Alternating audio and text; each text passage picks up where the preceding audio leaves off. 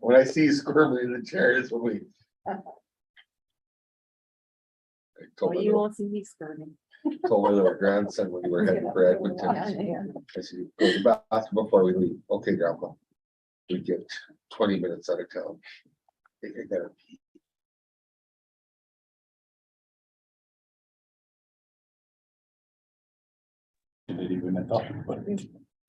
Good to go. Hello, everyone. We'll get started here with a little technical difficulty. Call the meeting to order at 6:14. Everybody's had a chance to look at the agenda. Any addition? There is an addition, 13.1, a land matter. It is on the printed copy you have here, but wasn't on the original agenda sent out to you.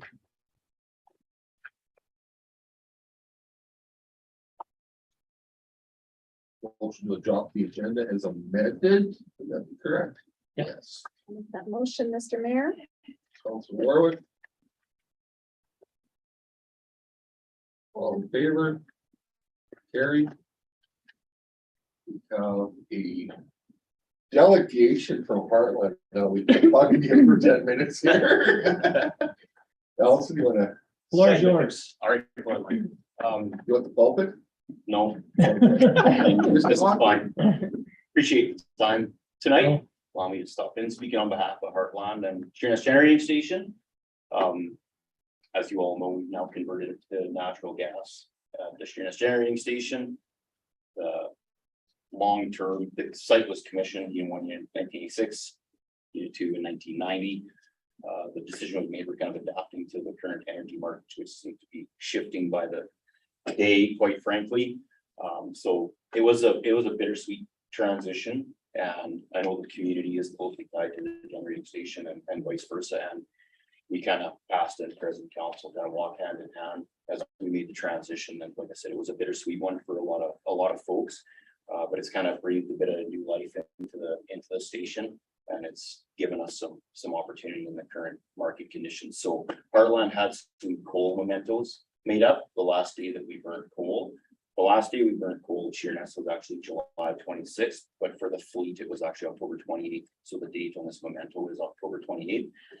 But yeah, they put a little memento together, and we just wanted to share it with some of the local stakeholders. We had a few made up for some of the employees, and I can present this to the mayor. I didn't want to open it up beforehand, but it was like a Lori, do you get your camera? small picture of Alberta. Just- Where's the best spot for the picture, Lori?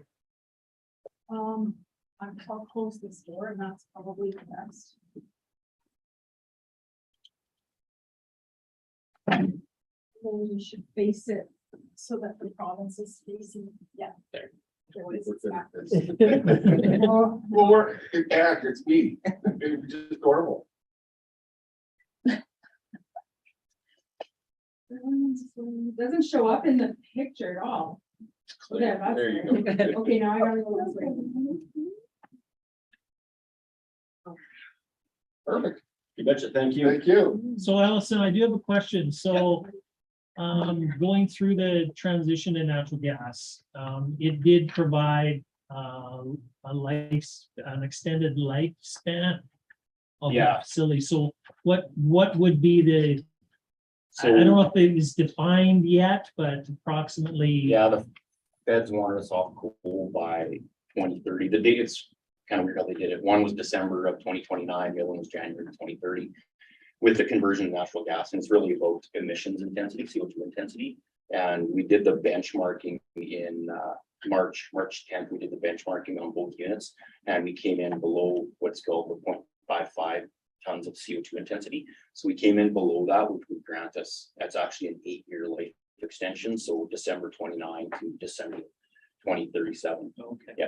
And it, like I said, the markets, I'm sure everybody watches the CSD page like a hawk lately on ISO, and the market's very, very competitive, and 1,000 megawatts of wind going up in special areas. So with natural gas, it does grant us quite a bit of flexibility operationally, and coal was more of a base load utility. Yeah. Fuel, we're now on natural gas.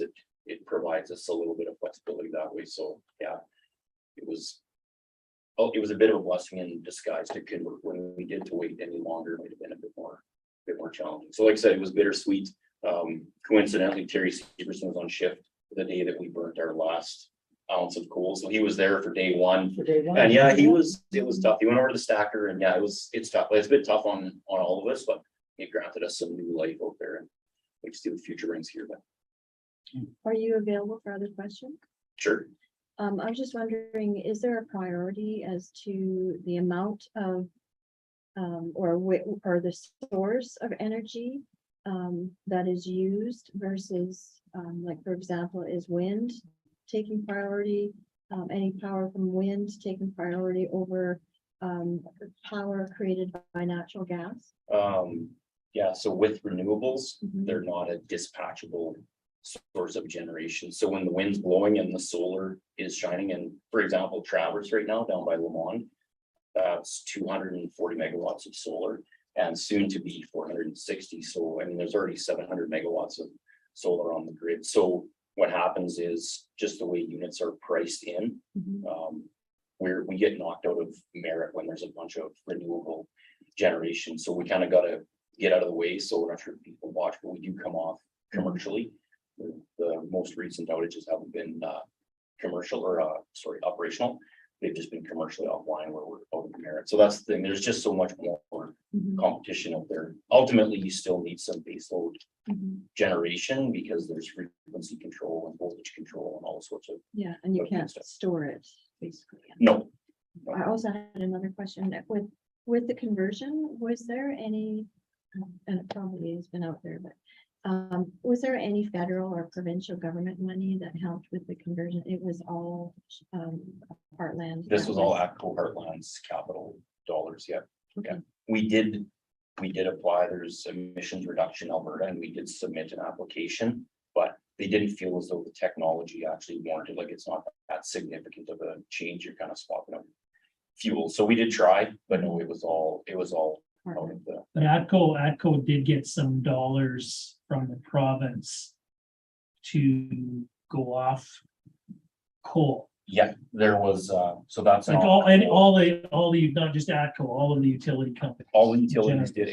did, anyone with a coal asset, so they did look at the depreciated value of the asset, because we were an older unit, we had already been depreciated down, so thus they allocate just a little bit less money, so Keep Hills 3 and Genesee 3, the newest coal-fired units out there, they were entitled to more of that off coal, because you're truncating someone's like, so what are your potential Yeah. things going forward, you just cut 6 years or Off, 7 years, yeah. whatever it might be. So in lieu of that, we'll compensate with a certain amount, but there is some strings attached to that. Ongoing capital spend in the area, investments back into the community, right? There's a whole bunch of it. So yeah, it wasn't necessarily money to convert, but yeah, they're recuperating some of your lost cost for that. Your investment Yeah. in the original plant. And so shutdowns will still take place Yeah. only at a minuscule amount compared to. Yeah, the scope is quite a bit different. Coal and ash was pretty hard on a lot of equipment where we find natural gas, especially in the boiler, a lot less. The damage mechanism that way is gone, so we've done some, but still a turbine Mhm. generator that always requires the frequent maintenance, and then just due to the pressure regulations through ABSA, we are obligated to conduct inspections on the pressure equipment, so we'll still go in the boiler. Mhm. We just won't find as many things wrong in there, essentially, but yeah, so we've got another outage in the fall, and that's to tackle the turbine generator on unit 1, so that kind of stuff still goes. So yeah, there's lots of activity, and like I talked to Kim, we look forward to showing the place off. Like, Yeah, there's we lots gotta of activity. It's Yeah. really changed, and it's nice to, like, the lights are still on out there, and there's still people working out there. It definitely looks different, but Mhm. yeah, and it's kind of cool how we get about it. I've had some, like, Prairie Oasis isn't as warm as it was. That's what I read on Facebook. I'll see what I can do. Our hands are kind of tied. Not that I ever utilized it, I was out for a drive and we stopped in and, did you know that it's not as warm as it used to be? I'm like, it has been warm outside, but I was informed as to why it wasn't as Yeah. warm, but. Yeah, not taking, as much heat from the units. Yeah. Like, unit 1 was off, so we had it off commercially for about 60 days, which is really unusual. But now here we are, there's no wind today, so we brought unit 1 back on and probably a bit of runtime here. But yeah, it's just adapting to Mhm. the new world that we're in. There's lots So of you must be able competition. to, like, that must be quite a complicated, complex system to figure out how much power Yeah. needs to be in the system and what the demand is and Yeah. because I'm sure you guys, it probably still takes you some time to fire up. Unit Oh, yeah, you one, don't just right? fire today. Like, No, It's just like somebody says, oh, we need power, and hit a button and yeah, no, for a unit like unit one, if it's late in a laid up state, so it was off for quite a period of time, and if you don't lay it up properly and dry it out, you could run into some corrosion issues, so if we know we're off for a while, we'll kind of drain everything out, and yeah, it takes 24 to 30 Yeah. hours to get everything ready, put cooling water back in, the fires back in, the boiler back, the boiler water back in, so yeah, it's not a peaker. Yeah. A small little push the button, Well, so yeah, it takes some, And I think probably with this heat wave too, the demand's gonna be Yeah. excessive right now, so. we'll be there. We'll keep the AC on for everyone, don't worry. Yeah, thank you. Please, Tana. Any other questions? Thank you very much. Other than tours, will we be Yeah. able to take? a Yeah, tour we'll with have, it? we just have to Okay, set a date. Okay, that will awesome, work. thank you.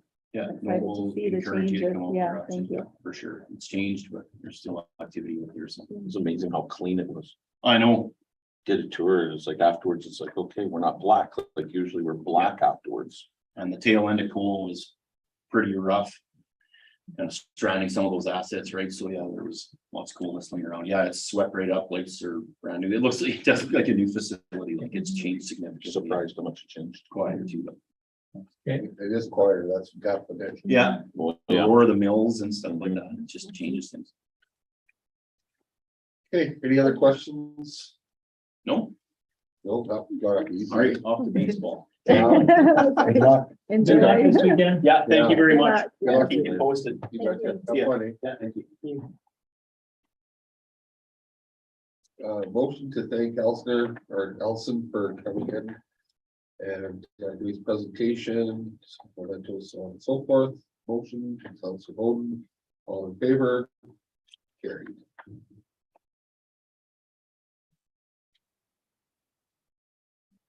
Public presentation, seeing none.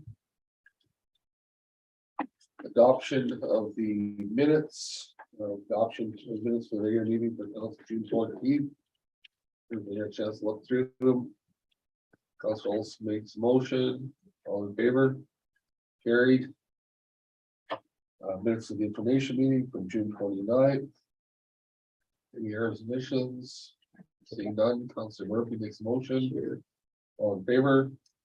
Carried. Accounts payable.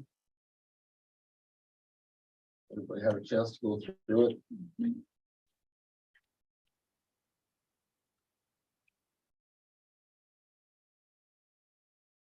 No questions?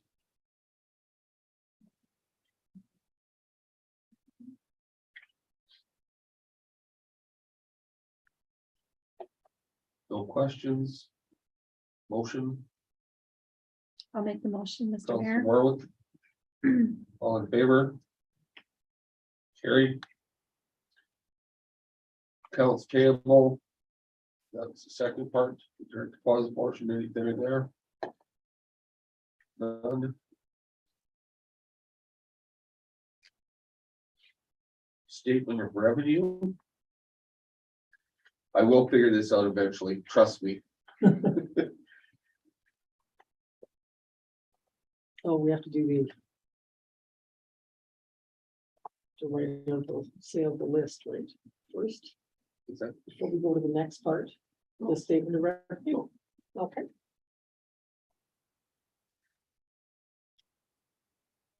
No questions? Motion to council accept the statement of revenue expenses for June 2022. Councilor Murphy. All in favor? Carried.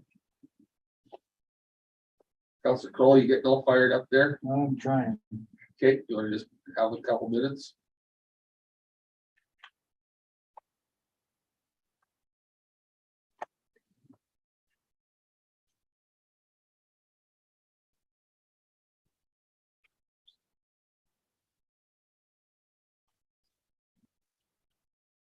So we should. So you should get a text to your phone. Which one it is. So,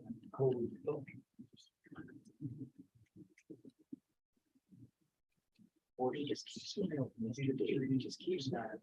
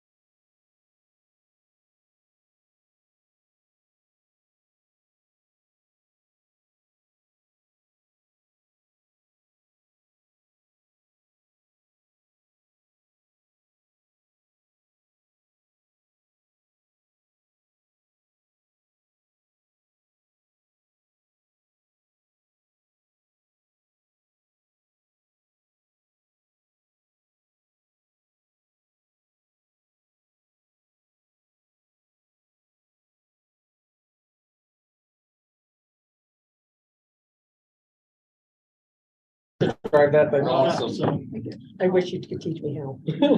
I could. Anybody could do it. That's awesome. So 6 excuse me, sorry. 6.03 budget overview.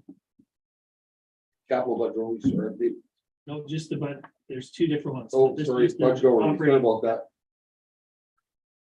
Mr. Neal, Yep. I'm not sure if it's the print or the budget overview, every time we get it, is so pale.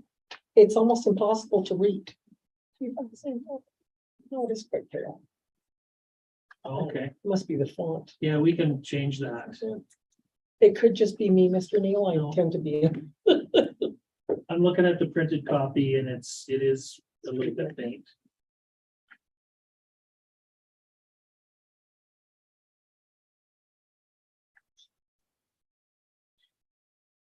Any questions? Motion to accept the overview. Dr. Olson, all in favor? Capital budget update. The only addition, just, is the tennis court resurfacing, so. I did, Kevin just informed me today, he talked to Tom Cohen.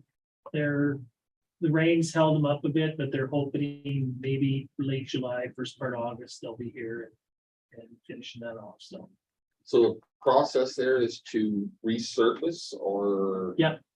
Yeah, they'll put a new, a geomat down, fill the cracks, put a geomat down, and then put another lift of asphalt over top, and then put the colors and the lines and all that on it, so. That could all be done with the fence in place then? Yeah. or-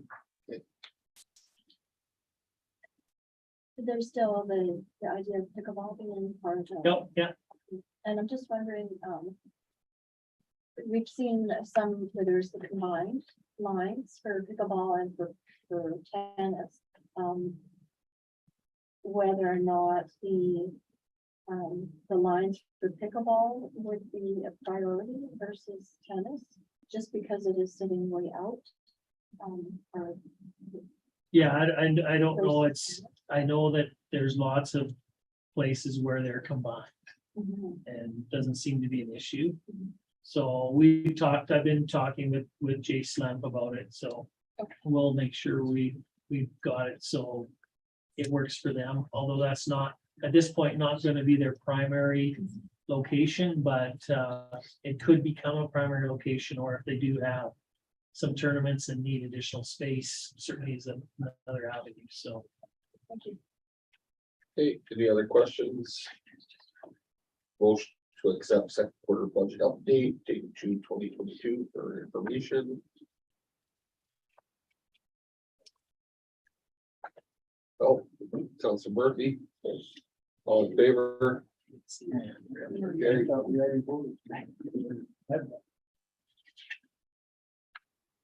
Committee reports. FPC.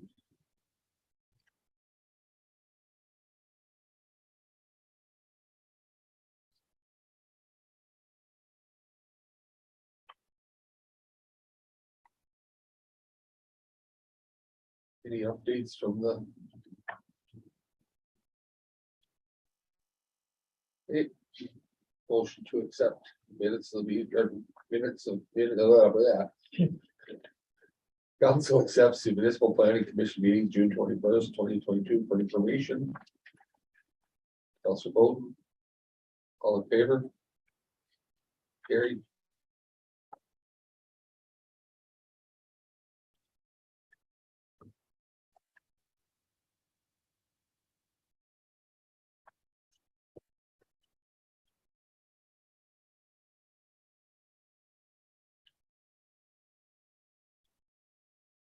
CAO, Mr. Dill. I don't think I have anything to add to Mr. Mayor. Been working a lot the last little while with our bylaw enforcement, our new peace officers on unsightly property. So I think we're getting close to getting most of them wrapped up. There still is a few outstanding ones that we're working through. Generally, the ones we're working with now are primarily absentee owners who, we have to mail their stuff to them and allow them time to get it through mail and then allow them time to do it. Some of the residential ones, they're people that typically don't do the work, so we typically have to hire someone in to do it, but there's still probably a handful of them that we're trying to get wrapped up here shortly. And the other focus that I want to work with the peace officers on is back lanes, rear lanes. Again, we've got some properties where they will cut their front yard, their backyard, but if they've got a fence, they don't go on the other side of the fence. And so trying to deal with catching some of those up and bringing them online. A few business license issues, a few neighbor conflicts. They've been working through those quite well. So yeah, we're focusing on unsightly still and trying to get them all caught up and move forward as we keep moving forward. There is some, yes, Council. I was just wondering, does that include the property east of Tim Hortons? Yeah, they're on the list. Thank you. There has been a lot of improvement. Just little things like trailers and there's laws getting cut and Yeah, it's a bit of a struggle at times, but you unfortunately, I tell people we spend 90% of our time dealing with 5% of our residents. So, but yeah, no, we're working through them. So, and they've been able to do some vehicle situations that we couldn't before in the past because Adrian didn't have the ability to run license plates and find registered owners. So I think we've had 2 vehicles towed. We've had 2 others removed from the street and another one just recently relocated. So yeah, we're plugging away at it, and I'm hoping to get Tracy, the newest peace officer here, to be introduced to council, and hopefully I can get Jamie and Tracy here to a meeting similar to what we do with fire, to be able to kind of present the statistics on the files they've been working on and answer any questions council may have. But it's moving along. For the new counselors, we do have some properties where we let people cut the grass for hay. So we did tender out. Those were the results of the tender. So there's a little bit of revenue that comes from it, and it also helps us that we don't have to maintain those areas. But other than that, I think things are coming along. Pool's been working well. It's obviously now with some hot weather, certainly a lot busier, and swim lessons have been going well. So it's good to see. Spray Park's been operating. I guess we had a couple of issues on the weekend. It wasn't working. And talking with Kevin today, if the chlorine level gets to a certain point, it automatically shuts down. So too low. So I think that happened a couple times on the weekend. So Kevin's made some adjustments to it, so, but this is the weather when it will be fully. I was gonna say maximized. So- Saturday, my granddaughter decided to have her birthday party there, and it was a full house, like, it must have been 30 kids, probably 10 adults that took full advantage of the spray park. That was the first time actually sitting and watching the whole bucket dump, and it's very well utilized for the time I was there. Yeah, no, on these days, it's very busy and our staff's been good and I've had some lessons. We've transitioned, as you're aware, to the from Red Cross to the Life Saving Society, and I think it's gone over fairly well. I know that one of the differences is that Red Cross, you used to get a badge. You don't get a badge now, you get a ribbon, so but I think it's been going well. The Poppy project, so we've been working on the landscaping there, so we've got the in behind the Poppy statue. We're waiting for Mr. Becky to return from vacation, and he's gonna run some irrigation lines there off the existing system. And then we'll put some sod down and finish up the landscaping on that project, but other than that, I thought we had a really good Canada Day. I thought the numbers were good, lots of people out. People seem to be really enjoying themselves, even if it was listening to the music or just sitting visiting, or kids in the bounce houses or face painting. It was going along really good until the downpour, but can't control weather, but I was really happy with how things went that day, so. So I don't know if I have a ton. Drive Happiness is still slow. Haven't had anybody request. We've got three or maybe even 4 drivers now, ready to take appointments, but, Well, I see there's been a few requests on Facebook for it. People have referred to it, so Yeah, there it's- is knowledge of it. I know the latest one that was on, somebody wanted to know if there was a delivery service, but so Drive Happiness doesn't work that quick, so you have to go in and it's for scheduled times. So hopefully we can get some rides taking place and move forward there, but it's been slower than we hoped, so. Epic's going well. Kids are good number. This is kind of our first return out of COVID back to, full day program, and it's been going well. So music in the park, I hope people have had an opportunity to get out on Sundays. I know this Sunday is the one where we have 2 shows. So there is a puppet show and then John Rutherford after. So you're talking to people, if the weather's nice, even if the weather's crappy, it'll be moved indoors. So some real good artists with lots of talent. So, but everything I think seems to be going fairly well, Mr. Mayor, but I'll answer any questions council may have. It was interesting Canada Day. We did our routine, had our burger, and there was a young family that comes from Strathmore to Hannah for Canada Day, and I took that with a great deal of pride to think that somebody would travel from Calgary virtually to come out to Hannah for our Canada Day festivities. So we are doing some good things. So I kind of thought that, being in Strathmore, you duck into Calgary where all the glitter and glamour is, but they've chosen to come out here, so. Yeah, I think there's something there for everyone, and like I said, when it's the Friday of a long weekend, you just never know what the turnout's gonna be, but I was really impressed, so, No, it was good. I think Mr. Mayor. Oh, sorry, Council Cole. I got one better than you had, Danny. Okay. I delivered a family from London on Thursday so that they could be here for Boy, Canada Day. Yeah. is it London, Ontario, or is it London, No, London? England. Yeah. No, right on. So they were very excited about getting here for that. They said that, yeah. They just picked it on the globe and said, we're gonna go there. No, they had. Family connections. Yeah. Okay.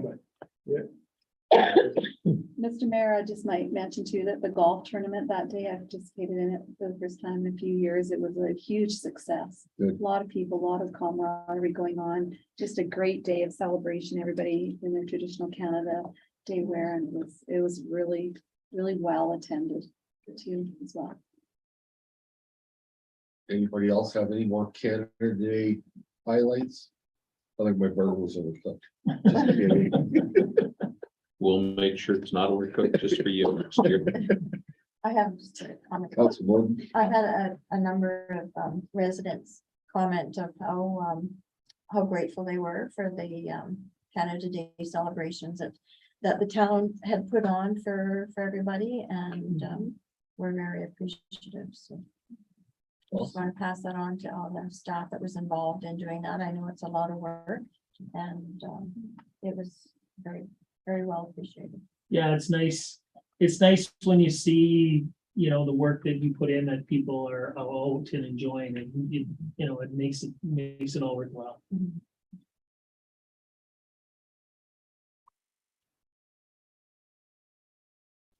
Director of Business and Communication, I don't think it's long. Thank you, Mr. Mayor. I'll just draw your attention to the two applications for the storefront improvement incentive grant. So once those applications are paid out, our pocket of budget money for this year is complete. That doesn't mean I wouldn't take more applications by all means, but it'll be nice to see a couple more storefronts spruced up and completed. So that's a positive thing. And utility bills should be out the end of this week. Yeah, the goal? hopefully, I And know. so there'll be, yeah, we've been busy putting the newsletter together for inclusion in the utility bill. I'm noticing for the first time, we usually do on the back page, a list of community events, allow the not-for-profit groups to let us know what they have going on. And for the first time in a few years, there's a larger variety, not just town activities happening, so it's nice to see everything's happening. Thank you, unless there's any Any questions. questions? Mr. Olson, Nothing further to add to my report, Mr. Mayor.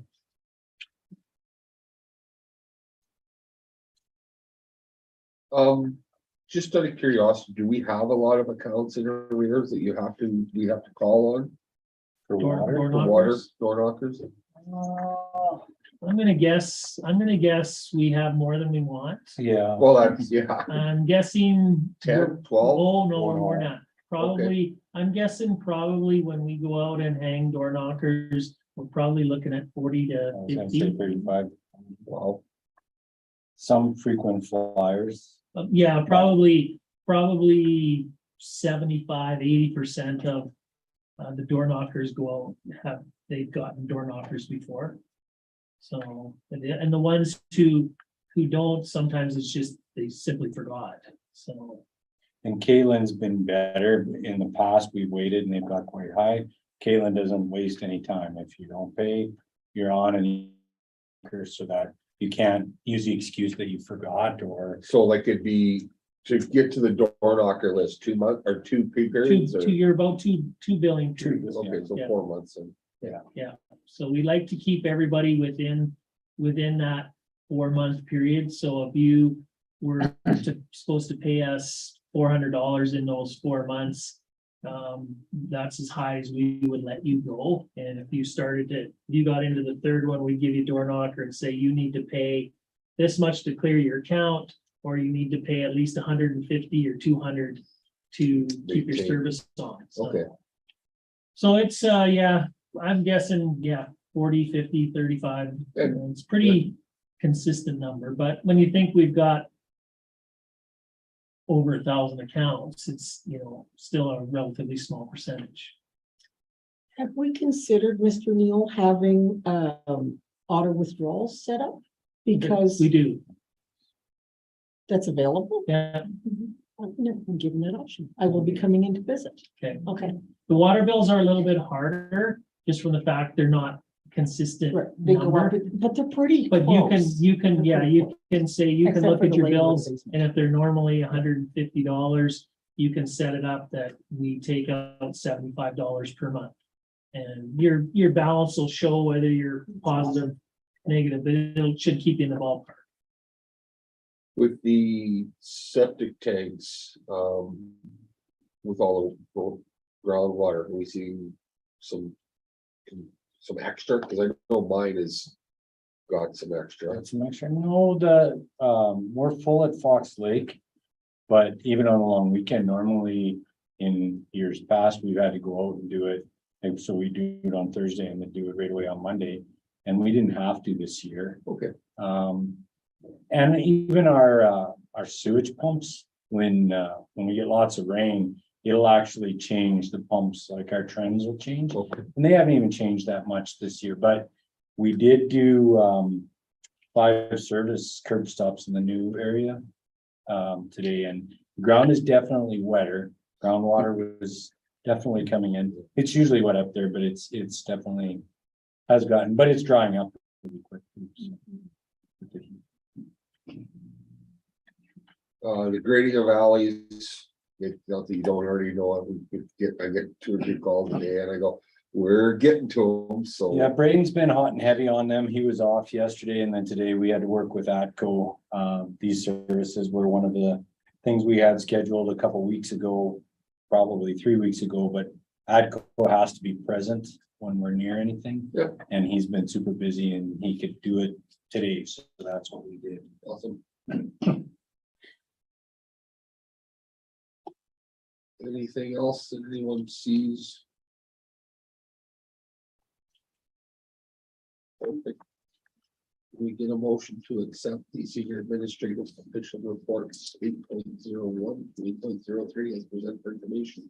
Also, Cole. All in favor? Carried. And fire department. Thanks, Mr. Mayor. As you can see from the stats in your package, second quarter was very comparable to second quarter last year. We had 37 incidents this year. We had 40 last year for the same quarter. Just of note, 22 is closer to our average, so it was still a very busy quarter. Membership update. We have a new member starting hopefully tomorrow night, and possibly a former member that's maybe returning back to the community that's inquiring. So if we end up with both those, that'll put us full at 30 members, but we do have the high possibility we'll be losing one this fall. As far as training, most of it was done in the spring, but we are starting a new class of NFPA 1001 Firefighter 1 basic firefighting students this October, and that'll run all winter through till hopefully completed in early June of next year. As far as the training tower training site, the Firefighters Association applied for a CFEP grant for $290,920 to pay for half of the next phase of the training field, which is the completion of the propane fired outdoor props.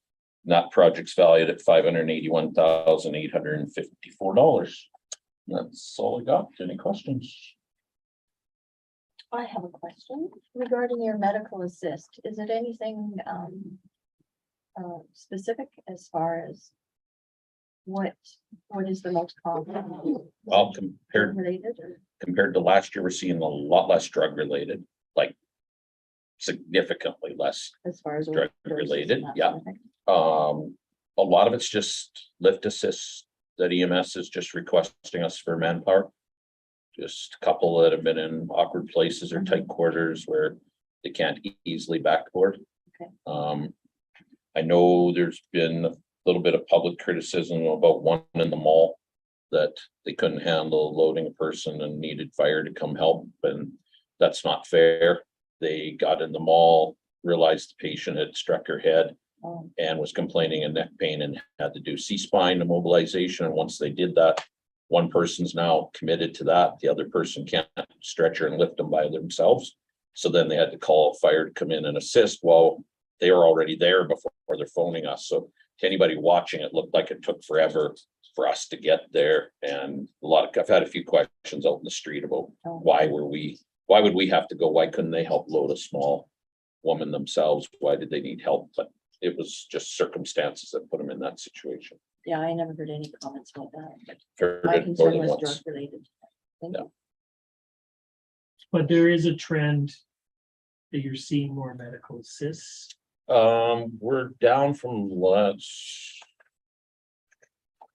Right, before I misspeak, medical assists, we did 12 this time, yeah, we'd be down a little bit from last year on them, still significant number though. They just seem to be requesting help quite often, but as far as types, I don't know, Brett, do you see anything that's really medical or drug down, but nothing else is really up that I can think of you. More heart, breathing, chest pain stuff. Yeah, a A lot lot more. more of that lately, but, yeah, mostly just lifting, and if there's any kind of chest pains, they call for us, because if CPR has to be initiated, then they need the extra bodies to do that. They call us out of precaution. Seems to go in spurts too. We had a week in there where I think we went 6 times on 6 medical assists. And then we didn't have one for a week and a half, 2 weeks. So never know what we're getting. Supposed to be. Thank you. Any other questions? Hearing none, can we get a motion to accept and fire quarterly report for the second quarter, April June 22. 50 days for the CD. Else to vote, all in favor? Carried. Development permit report. So as promised last time, I gave you some actual written stats this time. I included first quarter on the sheet, even though we talked about them last meeting. My plan was to just keep going with this and adding to it third and fourth quarter. So you see a bit of a snapshot of the year at a time, if that works for council, if that report's worth value to you. Okay, then I'll keep doing it that way, kind of similar to the ongoing fire one that shows some. Any questions, I guess, on I do have one. fire away? Actually, it's related to my business. Superior moved the propane tank over today. Where's your development permit? That's the actually, well, that was the thing, because they were supposed to pull a permit and I didn't see it on here, so that's why I asked. If not, Okay, I will pull one tomorrow. Okay. Because they were pulling all permits. I asked them about, it. Yeah, no, we'll pull them all. So it showed up today and I went, man, what you get to list going? You know, like that. the most critical is just show your site dimensions, show Yeah. how far from the property lines it's gonna go Yeah. and the size of it. Yeah. Won't take long to do. No, it's, yeah, relatively straightforward. It just, they said they were pulling it, so I entrusted them to do it. I should know better, but. They won't comment. No, I'm just coming clean because it's way easier to come clean than beg for forgiveness later, so, yeah. I'll rephrase that. That wasn't pointed at you. That was at the supplier of who you're dealing with. Oh, no, exactly, but yeah, well, yeah. So nothing big here, a couple of duplexes. With some significant value being built and another new commercial building, large shop type commercial building, so mostly smaller fences, garages, but they take as much time or more than some of the bigger ones, so we are really trying to put an emphasis on fences. A lot of times in the past, people have said, well, why do I need one if I'm just replacing my fence? Well, maybe your fence was there wrong the first time. So, and our development permit is so inexpensive at $10, so it's not a big thing, but we're trying to, capture anybody who's building. As you can see, quite a few new fences on the list to date, so. But yeah, so it's been good. I think it's been a learning time for David, learning time for me. But I think we're working through it. We've had more MPC meetings this year than we've had before, and just with the types of requests that are coming up, being discretionary and needing some assistance. So I know it's been good. Guess another point to note is our land use bylaw is due for review this year. And both CAO and myself have started conversations with Palser on that and some things a little more friendly, maybe. Yeah, no, it's interesting, the number of fences, I had a Oh, concerned residents stop in and asked if it was required. I said, well, certainly it is. And, well, is this individual pulling? I said, that's something you would have to talk to David Mull about. Yeah. I said, I'm not privy to who pulls the permit for what fence. well, I can blame you for that for today. Thank you, Mr. I'm just. Yeah, pass the clock, that's what I do. Keeping you employed, Mr. Mole, it's all right. Fences have been a interesting one, and the CEO and myself were discussing late this afternoon. We have several different applications for development permits. There's a general construction. There's a separate one for signs, because signs are. Hang on for 2023, because there's gonna be a lot of work on signs in 23. And then home occupation is a separate one. We're going to create a new one for fences, hopefully next week. Fences, decks. Just fence. The fence is unique enough that we need to get more information from the applicant, and we need to give them more information. So when we say 6 foot high fence in the rear, they understand that means total height. You can't make the post 7 feet and the fence 6, because little things. No, and yeah, and that's the concern that I had today was just basically about the fence when they had a permit for it, what the rules and regulations were about having a fence and so on and so forth. And I said, again, you need to speak to Dave about it. You can check the bylaws if you'd like. I said, you just think so. Obviously they did. Fence is in the way to swing into their garage, but that means you're driving on somebody else's land all these years to All swing these into the years. garage.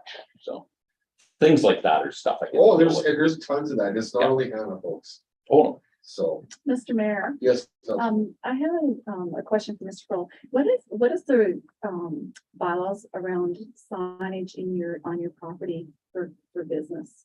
Is that? any sign requires a permit. If it is attached to the outside of the building, if it's freestanding out on the property. Now, we do allow sandwich board A-frame type signs without a permit, because they're a temporary, go out for the day, come back in. There is a regulation on the size they can be.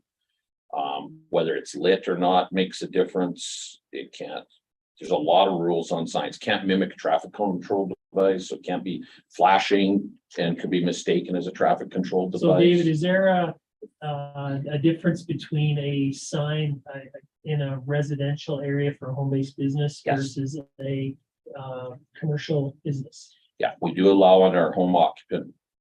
There is a certain size sign allowed that they can put on their lawn without going for a separate permit. It's allowed in the home occupancy part, I believe. 3 square feet, So what, which is trust, only 3 feet by 1 feet. yeah, it's very, very small. And you can place it anywhere on your property then, is that correct? There's probably some guidelines to that I'd have to look up. If you have a specific request, Okay, I'm just send me an curious, email just- or I'm come talk. I'm seeing signs around, so I'm just wondering what. Okay. And 100%, we will admit 100% that oh, the signs that we have around town, not all of them are permitted or have gone through the process. A lot of people have just assumed they don't need one and put one up. And unless you notice it or catch it, it's been there for a year or two, when did that sign go up? So it's an education thing. But yeah, by no means will we sit here and say that every sign that's on a building in town has gone through the correct process, so. but once the land use bylaws updated, which we're hoping to catch some sign issues in that, then the plan in 23 is to circle back around and There's a lot of specifics about Yeah. signs. Okay, I thought that's okay, thank you. Yeah. Okay, anything else for development? Sounds like you're learning and busy and Mhm. challenged. Appreciate that. It's been interesting. But he's enjoying it. Yeah. The building's well air conditioned, so. He's enjoying it. You can tell by how passionate he is about it. Mhm. That's what you call that. Are you This on- end of the building Are is you the on the better good end than side? the other end. of the Okay, building. that's- We determined that Yeah. this is the good wing, that's the, sorry, no need. You're outnumbered tonight. Be careful, that side's the one that breaks the paychecks. Yeah. Yeah. It is. Actually, I signed the Kitchen. checks on this side also. I think they like the kitchen and the coffee room. Motion that council accept the town of Hannah's development purpose statistics. 2022 first and second quarter for information from officer to Mole for presentation this evening. Motion. Councilor Murphy, all in favor. carried. Next. Emergency management report. Lucky you, you get me 3 times in a row. Should have said We could have spaced them out, I guess. Yeah. You're on a roll, so. Yeah. So 3 key things I put in my report, the ESS workshop went really well. That had been pushed and pushed due to COVID. There'd been a grant to cover it. I hope we stayed within the grant. I Yeah. haven't heard we didn't, so I Yeah. didn't get yelled at for that. So it was just a good chance to bring all the emergency social services people together. And I call that the warm and fuzzy department. They're the ones that are looking after the people while whatever other event is happening that's caused the displacement of the people. It's also the one group that's going to, in the public's eye, make or break how the response went. You know, whatever disaster hit, the emergency tri-service is gonna go out, it's gonna deal with it as it always does. ESS is the one that's gonna be judged. Because that's what the warm fuzzy, did you look after their dog? Did you look after them? Did you feed them? Did you keep them warm? Did you have somewhere for them to sleep? Did you answer their questions just as to what was going on, right? So it's an important part of it, and I look forward to working with them a little more. The Director of Emergency Management course we hosted here, more or less, so the CAO and myself didn't have to drive anywhere to go take it. And about 10, I'd say others, or 10 in total were in the class. I think 10 in total. Yeah, so some from a ways away. Some were coming in Bonneville and Stettler, only in different ones in the area. So it was a good mix of people, mostly CAOs that we got to meet and talk to. The municipal elected officials course, MEOC, been looking at fall now just because of the fact that you're gonna have a by-election and there's no sense missing one counselor and have to try to catch them up afterwards. And working with our emergency management personnel, our area rep, on trying to come up with a better way that we can do this course, but he's really balking at that group online thing, so still working on that, but we'll schedule it sometime in the fall when things slow down and I'm sure your lives are a little busy right now, but any questions on emergency management? That's probably the best department ever. If you end up in the report, it's awesome. Yeah. There's a lot of work to do, but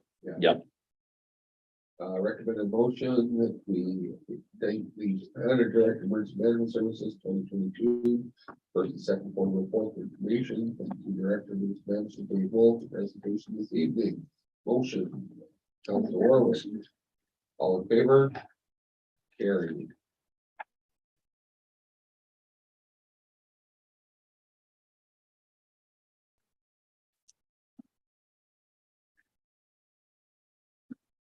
Signage. Oh, you missed the big one. Oh, yes, municipal by-election. So, Mr. Mayor, I don't think we need to read that page No. motion out, but I just wanted to go through the council so they understand I guess the different factors in it. So as you know, we are legislated to have a by-election within 120 days of the passing of a counselor, or the leave of a counselor, could be for other reasons. So that was early October. We basically looked at setting the election day for Monday, September 26th. Keeping with Mondays, because generally elections are on Mondays. The nomination day has to be 28 days prior to the election date, so that would set the nomination day for Monday, August 29th. If council approves this motion this evening, nomination forms can be submitted as early as tomorrow, anytime up until noon on August 29th. So this motion will appoint Winona Gucci as the returning officer and Rhonda Lund as the substitute returning officer. We did put in, and this, whether there's discussion from council or not, whether they want to, we did put in advanced votes. So we did put in 2 dates, a Thursday, the 15th from 4 to 7, and the Tuesday from noon to 3. We just felt it puts our best foot forward. If somebody can't be there on that day, it just gives them every opportunity to vote. It costs a little more time, staff time to do that, but we wanted to be as open as we could, if that was required. And the other thing too is we're not required to, but we have put in incapacitated voters situation. So this will provide for election officers to attend an elector's place of residence on the day of the election between 1 and 5. They need to contact the town before 9:30 a.m. that morning to get on the list. Again, it's not a requirement. We just felt it gives as much opportunity for anyone who wishes to vote on the situation. So if council felt that was overkill, we can certainly, remove that or amend that. And then that if sufficient nominations are required to require a vote, election officers will be hired, paid $250 to work for the day. So we're not sure on the numbers. And again, we're not sure if we're going to have an election. So we'll kind of wait until nomination day is over, and then we'll have our marching orders. If is an election, we certainly won't have near the number of election staff that we require for a general municipal election. I think probably my guess is that our voting numbers will be significantly reduced. By-elections just doesn't necessarily generate a lot of interest. And secondly, I think the voters who come in to vote will be in and out very quickly because they can only vote for one person. Last year at our municipal general election, of course, you can vote for up to 6 councillors. So if you get in there and, people are, well, who do I want? And then, of course, we had the 2 other special ballots. So sometimes people were in behind the polling station for quite a while to figure it out. I think most people will come in with their decision made, make their decision and be in and out quickly. So what happens if we have no one? if we have no one submitted by noon on the 29th, basically the process is we extend it for one more day. So we extend it till the Tuesday at noon. And if nobody comes in Tuesday at noon, we extend it till Wednesday. If 5 people come in Tuesday, then we have an election with 5. So yeah, you just basically bump it a day at a time. The actual election day as well? No, then, or- no. Okay. No, the election day will remain the same. It's just your original nomination day has to be 20. And it happens, Mr. Mayor, where they don't have anybody putting their name forward, and so you extend it by a day, and then that gives people 24 hours to go twist people's arms, and they, you can still get it in. Deadline's not passed. So hopefully we're not in that situation, but time will tell. Any other questions? So you guys are comfortable with the advanced polls and the incapacitated voters? Those dates look okay? And actually, the date works pretty good, because if we do have an election, that will be just before our national meeting in October, so that individual will just be able to flow into the next organizational meeting and be, dealt with at the organizational meeting and assigned to their committees and stuff, so they won't miss much. So I like the idea of the advance, allows more flexibility and to get as many people out to vote and. you take away people's excuses, Yeah. right? Excuses, well, you only had one day and I was out of town that day. It gives, it gives us the ability to say, well, there was 2 other days and 2 other options. So I think that's good. Okay, so do I? No, what I would suggest, Mr. Mayor, that the motion that you see before you that we went through is the As motion presented, as presented. yeah. Can I get a motion to accept the recommended motions as presented? Councilor Kroll, all in favor? Carried. I kind of had that one in my head. Oh, cow, I see. Yeah.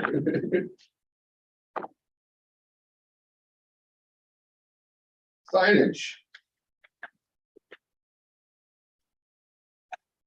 So, Mr. Mayor, I guess, I did hand out, a package today that I just got, yesterday. Lori can put it up on the screen. I don't know, she's already got it up on the screen, so basically, what, these would be the, construction drawings to go to tender. So you have the monument sign. Then on the next couple of pages of the newest one, you will have the signs that will go at our facilities. So they will either be freestanding signs or they will fit in the existing places that are there on the facilities. Those are the 2 points and a little bit of detail on how they'll be installed and go from there. The other thing, the wayfinding signage, just how they will be installed and the locations that have been identified. So what we're looking for from council tonight is approval to move this project forward to the tender stage. So what that means is it would go out for tender and we would then await to see what the results would be on the tender. But because we don't have funding confirmed yet at this moment, you know, as the motion says, that tender acceptance will be brought back to council for approval, and it is subject to a funding commitment from Western Economic Diversification. So I don't know if there's any questions. Councilor Murphy? Community center is spelled two different ways in this document. Could be CNTRE because we are Canadian and we don't use American spelling. There it says CNTR, which is now, it's on the building. And then Right. on the last page, the wayfinding ones have it with CNTRE, so it's all over the Okay. place. Yeah, I would no, like to see it consistent and I'd like to see it not be ER. Yeah, no, Just that's, mine. that's, in I my agree. point of view. I agree. Thank you. Won't know what it is, it's not ER. You just won't be able to go in. and I know on the, it's weird on the printed copies, some of the colors come out different, Yeah. but they're all the same, the lighter blue color. So they're all gonna be just for. They're all gonna that be, teal kind of they're gonna color? be more of the teal Okay, color. And that teal is in the Like bigger those, sign too? they're gonna be more, like here, go back one, Lori. So here, they're all the exact same, but when you print them out, this is a different Yeah, color. that's true. But that's the color they will all be, that teal blue color. So, Councilor Vogt? so there are other colors within our palette, as we see within this larger sign. So why are we selecting, like, do we not have a choice to go to maybe the burgundy color versus the teal, or who makes that decision? Council makes the decision, but this is the concept that we talked about at the end The of the last meeting, two so, meetings, yeah. The turquoise? well, the one, yeah, this one here. Yeah, I know, I agree with that. Okay. but I'm talking about these signs here, they're all turquoise. No, those signs, I'm not sure they put that concept together based on working with our marketing group, and that's a color in our, We have some primary and secondary colors, and it's one of the primary colors. So it makes sense that one of the primary colors be the color for the sign. What are the other primary colors? It's the darker green. The two teal colors are the primary. Yeah, I don't care for the teal color. I like the colors that are in the package that has a bit more natural type colors versus this teal color. In my opinion, that's.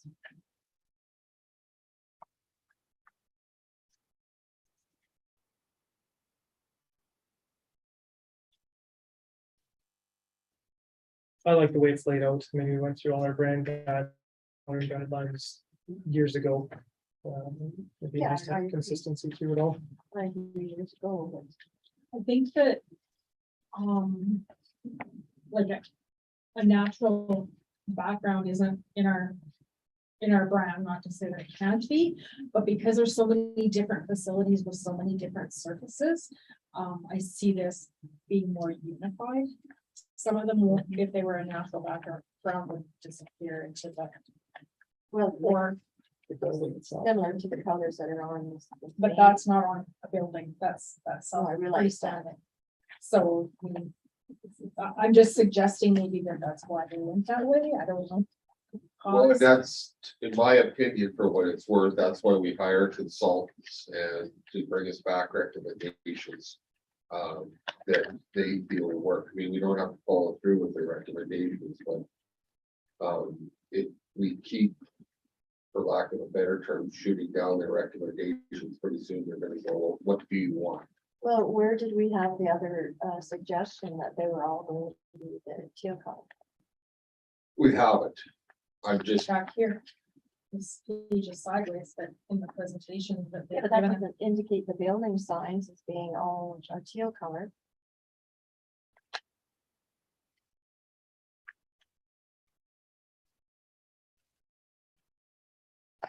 okay, I personally have no problem with the teal color.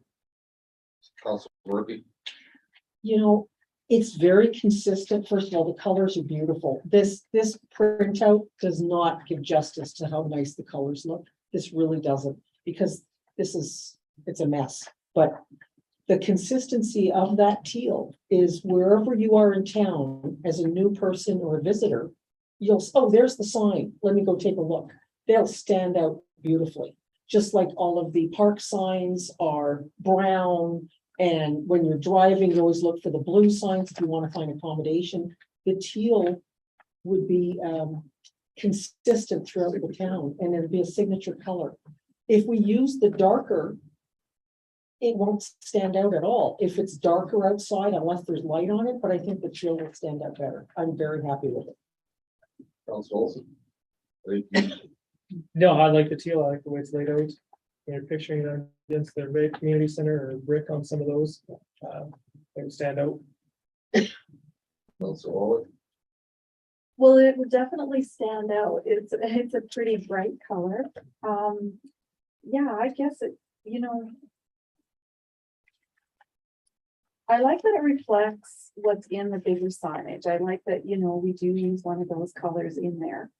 So I don't know, and it always looks different too once you get the signage before you too. I mean, we don't have those colors looking at the piece of paper. I know with paint swatches, when you actually take the color and actually put it on a wall or a sign, right? Yeah. Yeah, it changes a bit too. So, it'd be different if we could have one sample little sign or something where we could actually look at it and actually see its true colors. So Council Vogt, would you like to add to your, Well, like the wayfinding sign, I quite like, maybe if it's supposed to be along that same line, or is that, still a different color, I don't know, but I agree, it's big bucks to spend on something when we see it on a piece of paper versus actually, like Councilor Warwick indicated, a swatch or something to give a true rendition of what the actual color is.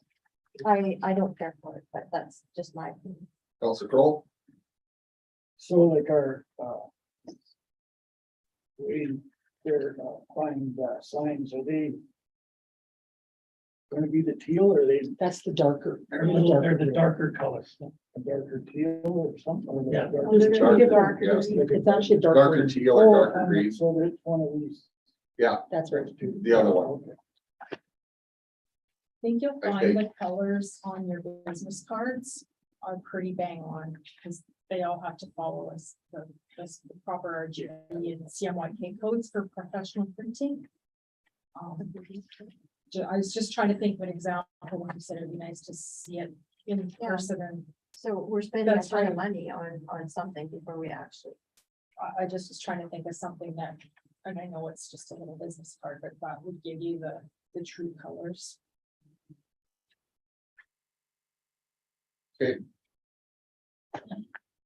The others, I'm quite happy with, it's just the.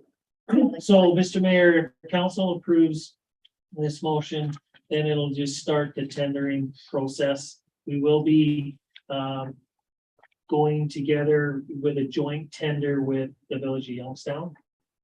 And they'll be under the same conditions as us. We just thought, more product, Bigger project. better cost, so. So do you put something in the tender of a sample of each of those, like just the base color on the steel? I don't know in a tender. I think that would be fair to ask, I guess, before they start the job is to, Well, yeah, and I don't know, my suggestion would be, I don't know if it probably matters too much cost wise to the sign manufacturer. If we went with a teal or a different color, it's gonna be a It's not very gonna- similar operation, so probably there is an opportunity if we get to that stage that we could, define or refine the color pattern if that was something council wanted to, so, well, I like the colors here, but just to confirm that, yeah. The color Your we eyes see, on a the piece of color we steel. get. yeah. Right. So do we need to amend this motion a little bit then, or? No, I don't think so. Okay, Ultimately, it's coming, ultimately, this just allows us to go to the next step, and at the end of the day, it will be back here for council approval, and we've got some work to do. Mark and I have a couple meetings with the Western Economic Diversification people to try and get this nailed down and how much money they will commit and go from there. okay, so can we get a motion that council approves signage plan prepared by 818 Studio Limited? Authorize the CEO officer to have the signage plan project proceed to tender under the condition that the tender acceptance will be brought back to council for approval and subject to funding commitment from Western Economic Development Diversification. Motion by Councilor Kroll, all in favor? Carried.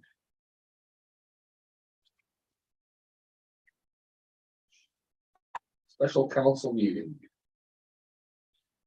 So, Mr. Mayor, as you are aware, we didn't get any tenders on our seniors amenity zone project by the June 30th deadline.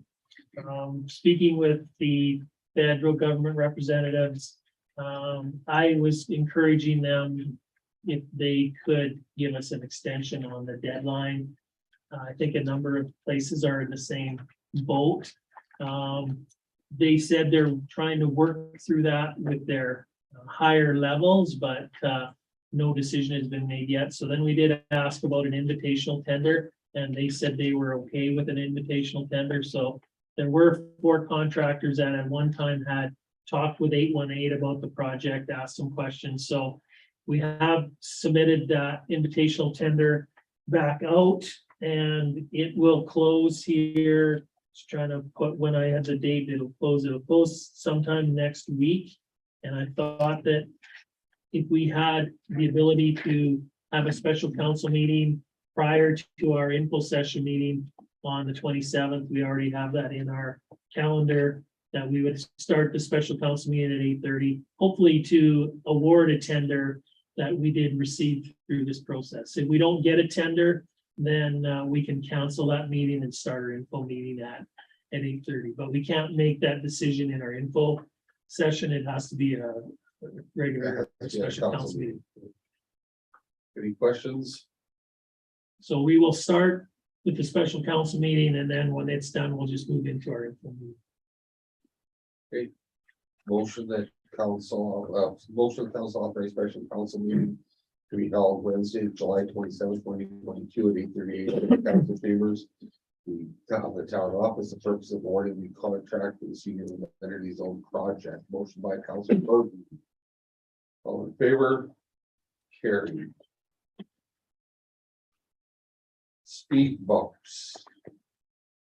So, Mr. Mayor, I just want to, obviously, you've seen my recommendation that we defer discussion on speed bumps in the alley and Shaker Crescent until our council info meeting. I did have an opportunity to talk with Staff Sergeant Wellsman. He did do some radar patrols of that area, and it's like Murphy's Law, didn't have anybody speeding. He's not gonna stand here and guarantee that no one ever does speed down there. The other thing, talking with, Peace Officer Erickson, he said special areas has, I always thought they were just counting traffic counters, but they have traffic counters that, they can put across the street that will count, obviously count the vehicles, but it will calculate the time from the first tire to the second tire, and they can then calculate speed. So we thought that might be another opportunity to get some more information about it. But just further to this, I did get an email from Ashley Metke today. I did put a copy or a hard copy around. So she has she sent me a picture of it, but I didn't bring it. So she has a number of names of residents who back onto Shaker Crescent Alley who were in favor of speed bumps. She does indicate 3 owners on the north-south side did not think it was a good idea, would not sign. She had another one who didn't want to sign, thought there should be some sort of speed control, but definitely didn't want speed bumps. And again, she didn't get all of the residents because people weren't home necessarily. So it's not, she can't say that out of, if there's 70 homes there, she's talked to all 70. She had a fair number. I don't know. And certainly the majority were in favor of speed bumps. So I don't know if that changes your guys' thought. I still would like to spend a little more time on it and have that discussion with Staff Sergeant Welsman. My other concern is, even with the little bit of discussion we had about it at the last meeting, we've had calls from other residents in other alleys saying they want speed bumps in their alley. So it's a, you know, we have to be careful what we do, because again, it's precedent, and just don't want to necessarily rush into things. The other concern that I have a little bit too is I'm not sure how big the stakes are, how deep the stakes are that would have to go into the ground. And I know in that alley is where all our services are. So most of our services are deep, but I don't know, we never know where Axie is, how deep it is in the, And no tracer line. in there. And, you know, I'd hate to punch one of those in and hit a line. So from an emergency services standpoint, Well, I hate speed. Yeah, I was gonna say, I bet you don't like the speed Uh, bumps in the back alley, yeah. Tell him to quit grading the alleys and you have speed bumps. I mean, we fight with frost heaves and everything. Oh, shut up. no, I I hate just, it. For emergency services point, it will not make a difference if you put speed bumps in that alley, because we tend to avoid alleys as much as possible, even though the hydrants up there are on the intersections of the alleys in the road. But it's a real bad day if we're fighting it from an alley. It'd be a garage fire. Yes, we'll have to slow down a little. It might knock our heads on the roof, but no, I lived up there for 5 years. I don't see the need to get 20 kilometers speed. Enforce it. But that's no, why. I just asked. Yeah, she called me wanting me to sign on it, and she found out my opinion in a hurry, but yeah, so I'm not included in her support letter, I guess, but No, and I don't. The precedent things is what scares me or bothers me. I mean, I've lived in the community for 22 years. This is the first incident or attention of it. So I think let's try and rely on the policing portion of it. Public awareness, again, stressing that, you know, maybe we need to bring back the portable radar thingy again.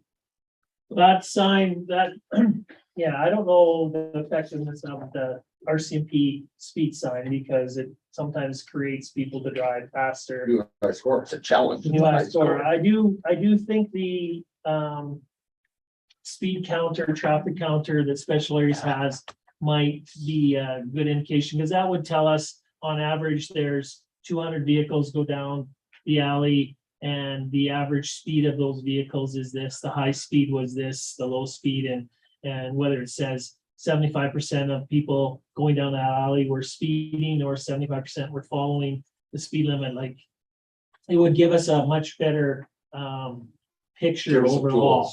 tools.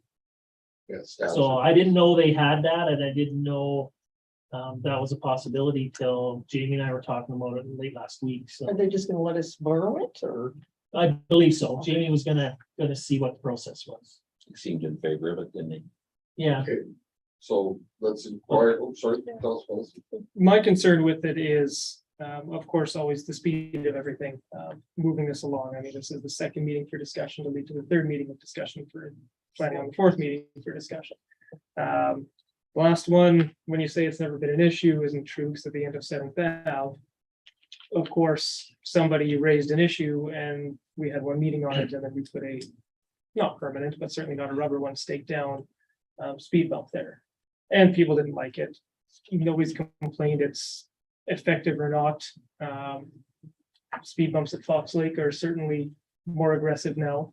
They serve a purpose out there for the exact same purpose of people walking. And I'm not gonna be the one out doing it, so I don't see the risk of $750 for a few speed bumps, a trial. Put it out there. If you think it's precedent setting and everybody suddenly wants one in their alley, it's a pilot project for a year. We do the stats on it. If it helps, cool. If it's a nuisance and we can have numbers that says it's not an issue, okay, but I just don't see the risk. And now we're getting a reputation again of there is support for it that are there. There's going to be some against it. I just don't see the risk of trying it. Okay, Mr. Counselor Olson, so we put speed bumps in the alley, so that deters people from going down the alley, so now they're gonna go in the front street. And they're gonna speed just as fast as they are in the back, because the ones that are doing it, and it's not everybody, because I've been watching it. So now they're speeding in the front, so are we gonna speed bump the front then? And then it's a completely, that one on Seventh, if I could take that out, I can't grade that road properly. We can't oil the road properly, we can't crack seal the road properly. Should we have put that one in? No, I don't think we should have. See, the alley behind there, it's an exception. It's a one-off. Everyone uses that as a shortcut to wrap around the other way. To do that, keep them on the road. There is more corners. Instead of that straight shot to go all the way down, they're trying to avoid that loop. Guilty as charged. I do it as well. Never spit, I'm sure, through there. But if we But that's had not- RC scan it and he never got anybody. I think that I'd traffic certainly like control to- device that Constable Erickson's or Peace Officer Erickson's talking about, because I was in here when Kim was talking to them. I think that's a great way of just determining, is there a problem? Well, or it is it in it is a somebody's traffic mind? bump, so it is a temporary speed bump, so, I mean, if we put that in. It'll give us some statistics as to whether it's. What it's doing, whether it's true, false, otherwise. Yeah, I think if we go ahead with that in a timely fashion. Run it for, well, and hopefully we can get it ASAP, Yeah. and even if it's there for a week, that's probably enough time, but I just can't give you any guarantee on when it can be there, so. Yeah. The other thing about it is if you get some stats and then go, oh, it is bad, put speed bump in, bring it back again once the speed bump's in place and see if the speed bump actually makes a difference. If it works. But certainly if the direction of council is to proceed, that is always an option.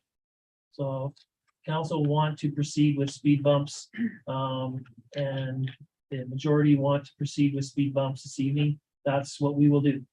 If the majority want to wait and get a little more information, that's what we'll do. So it's, that was our recommendation, but as always, if council wishes to go a different direction, that option is available. I just think it should be enforced. If that's a speed limit, enforce it. The challenge, But the I traffic agree. isn't I agree. heavy enough to warrant an officer sitting there for. I agree, Counselor Bowden, but, and that's why it would be nice, I think, to have Sergeant Wellsman here to speak about priorities in terms from the RCMP side and whether they'll get criticized for speeding in an alley over something more major, but he's the only one that can speak on behalf of the RCMP and their priorities. Like I said, he did it 2 or 3 times, quick shots, just to kind of gauge and the times he did it, there were no issues. That's not to say that if he went out another time, maybe 8 of the 10 people are speeding, so. That was just his observation, but he couldn't be here this evening, so. So we'll take the direction, whichever direction council wants to go. I haven't had a motion defeated in a while, so I'll throw it forward. I'll move to direction of get a couple temporary speed bumps and install them in that alley of location deemed appropriate. Discussion on the motion. I'm way more for enforcement at this point. I hate speed bumps on a road. You put them in a back alley. But kidlets are so important. We just have to, if, I have a feeling it's 3 or 4 people who are just constantly doing that. And speeding down a back alley, isn't that stunting? I think that's a stunting ticket, isn't it? It's not. Speeding, Yeah, I just don't know. speeding. excessive rate from 0 to 20 would be swinging. Yeah, the same problem on my street. They just yell at them, they slow down. Oh, Well, second hand? You mean, or It's like South Municipal Road is Oh, a yeah. 50-kilometer zone, and you can set radar up on South Municipal any day of the week, catch 10 a day, 20 a day. I too, let's see what's the enforcement. That's just my opinion. Councilor Crowley, I feel that if they enforce it, they're gonna find the 1 or 2 that are speeding up and down that alley. Okay. I know that speed bump up on 7th Avenue, that's more than a pain in the rear. Every time I go by there, I kind of have a tendency to hit the horn. You're not the only. okay, so we have a motion on the floor to go ahead with the speed bumps. All in favor? Opposed? Defeated? Do we have an alternate motion to perhaps go ahead with these special areas, traffic tracking device? I think the alternate motion, Mr. Mayor, would be the one that's as here. presented? Okay. So alternate motion is recommend motion, council direct administration to provide a report for council review at the information council meeting July 27, 2022, requesting to install temporary speed bumps at the southern portion of the crescent adjacent to the alley traffic control or to control vehicle traffic. Motion, I'll make that motion. Council Roy, And Mr. Mayor, we will do our best to see if we can get that special areas device there as soon as we can. all in favor of the motion? Carry.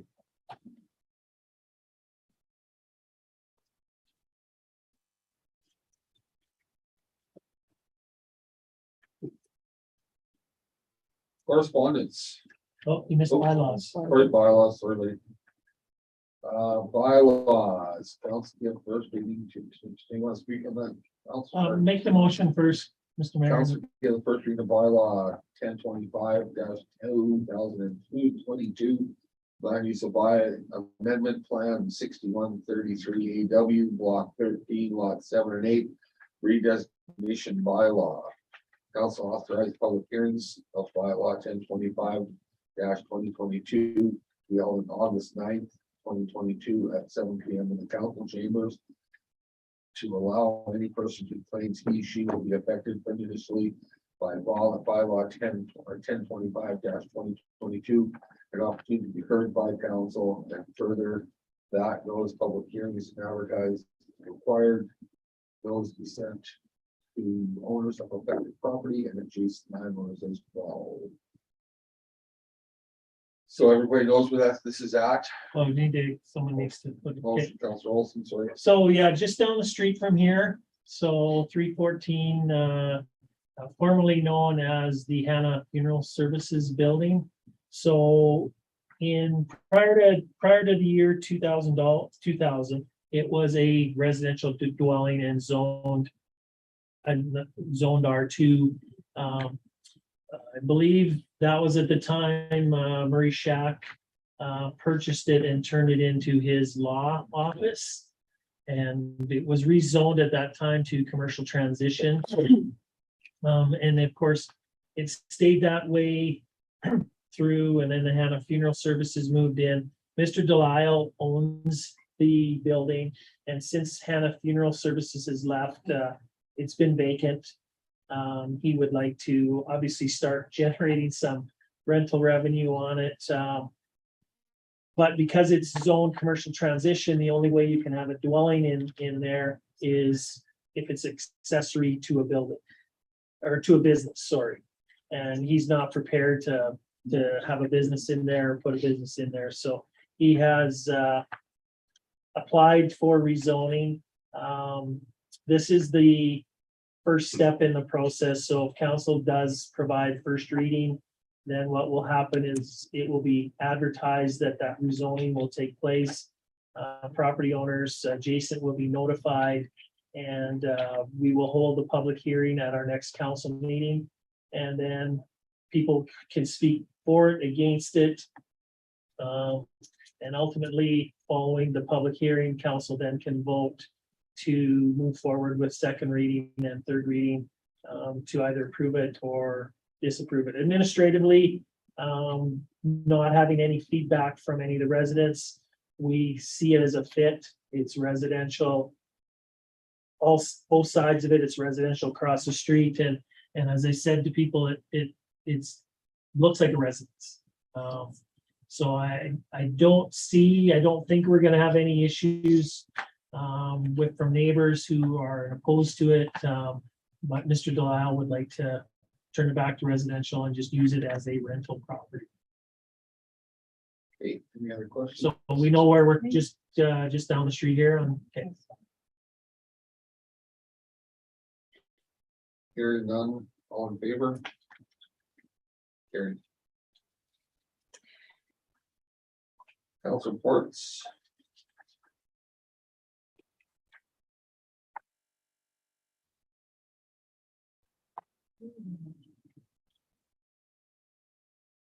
Who are you gonna start with tonight, Mr. Mayor? Mr. Kroll, would you like to kick it off this time? Okay, that's a no, so Councilor Murphy.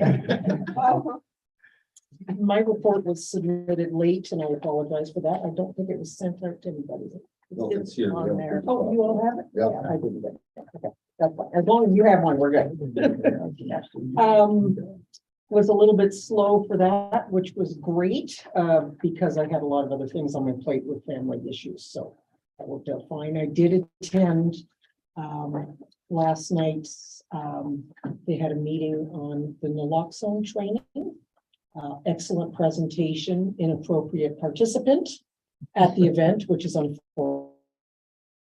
People should not be coming to events inebriated by substances, because that's just, anyway, so that made it was a little bit disruptive. I think Councillor Bowden could confirm that was disruptive, which is unfortunate because it was an excellent presentation. We learned a lot, so that was wonderful. That's all I have. Councilor Olson. Yeah, it's all there. I don't think I have anything else to add. NPC was exciting when it's significant builds of stuff. Councilor Warren. I have nothing more to add. Councilor Gold. I understood there was a bit of a concern regarding a cat bylaw. Well, there's a letter in your correspondence from a resident who believes that the town should have a cat bylaw. And I've talked to the neighbor to this resident who does strongly believe we should have a cat bylaw. But I have informed both of them that that is a decision of council. And I did inform both of them that if they wish to send letters or they wish to attend this evening's meeting, or if they wish to talk to council one-on-one, that's their opportunity. But I said, it has to be a decision of council or a direction of council that they want to entertain a cat bylaw. I did take the opportunity to speak to some residents in the last couple of days regarding that, what their thoughts were. And I think there are a lot of residents that are really unhappy the fact that they are having to clean up somebody else's animal's waste when they don't have that animal. And with people letting cats out at night to go do their business, and I think it's really irresponsible. If you're going to have an animal of any kind, it's your responsibility to pick up after it, just like we expect dogs to do that. And I wonder if it isn't something that we should maybe look at. I know there's some logistics as far as how to police it and things of that nature, or how to catch them or whatever, whether or not registering cats. We have that with dogs. Maybe that should be something to look at as well. And they pay a license to have a cat as well. And we have an idea of numbers. I understand there is, I think I understand that SPCA releases feral cats out, or ones that are neutered or whatever, to help control mice and things of that nature, but I think there are lots of. I asked that question one time and I was just recently, Oh, did you? yes, Okay. I did, and they do not. Okay, then I stand to be corrected. Thank you, Director. Yeah, I don't, it's completely unrelated. I don't know. So Yeah, I well, know Our they, discussion, but I know there's some feral cats at Justin's trailer. Mhm. Yeah, down Yeah, here. West End. Yeah, West End, and I do know that SPCA feeds them. That I know for a fact, because they've actually come and fed them, off of Justin's back Mhm. alley. So, But regardless, I think there's enough residents that are a little bit miffed with some of the feline owners, and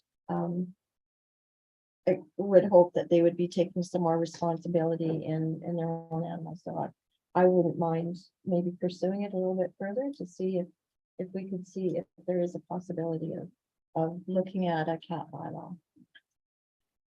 That's all I have. Counselor Crowe, I haven't attended anything like as far as meetings and that's, I've got nothing to report. I was busy. The chamber, we're trying to review, make it more. Making people better informed of the benefits of having a chamber in town. They've become very dormant. COVID kicked the crap out of them as far as, what they could do and what they couldn't do. So we're trying to, stir up some interest and telling people what they can do. Henry Kruger, again, just first meeting, trying to figure out exactly where, what, and how, and I've got a lot better idea there as to what our role is. The Tyler Shandro online meeting was interesting. The way it was structured was kind of almost, I don't know, weird. They had Stettler and us on the same meeting. Well, Stettler pays about in total $1.3 million for their policing. They get a grant of $500,000 back, where we pay approximately 96, 72 this year. 72 this year, and going up to 96 next year. So, hearing their challenges versus our challenges was pretty interesting. They've got some other concerns with the large amount of money they pay. So basically, they have 8 members that are supposed to be allocated to town, 4 to rural. Obviously, they cross boundaries and so on and so forth. The biggest thing with that I got from it was a little bit of a kind of a shot at the end of it, was the federal government has talked about discontinuing policing, contract policing. So ultimately, the way I did a little more digging, and yes, they have mentioned that they're looking to become more of a FBI, CSI, higher, bigger crime with the RCMP, and looking at possibly getting out of doing the remote policing. So that was one the things I got out of it. This weird part was they're talking that they want to have 10 to 12 members in every detachment with this provincial police force. So immediately, if you know me, the bells and whistles go off and I go, okay, cool, who's paying for it? And so basically that kind of brought that to a screeching halt, and so they kind of backed down off that idea. But I don't disagree with the challenges that we have that are different than some that Stettler has. You know, they're worried that they have a 40-minute call. I said, well, we could have an hour and a half call from town. Yeah. Like one of our members could potentially be an hour and a half out of the community, and if we had a call in town, they're an hour and a half getting back. And it went really quiet. So that was that meeting in a nutshell. Basically, talked a wee little bit about victim services. It was just a very small blip. They are aware that we are still in need of that service. So just so council's aware, on the victim services side, Michelle Taves is been appointed to a provincial committee on victim services. And the rollout of victim services 2.0, or lack of a better term, she is under a non-disclosure agreement, so she can't talk about what they're talking about, but she did tell me that they realize, I think there's 5, I think Michelle told me there was 5 jurisdictions or regions that currently do not have victim services. We're one of the 5.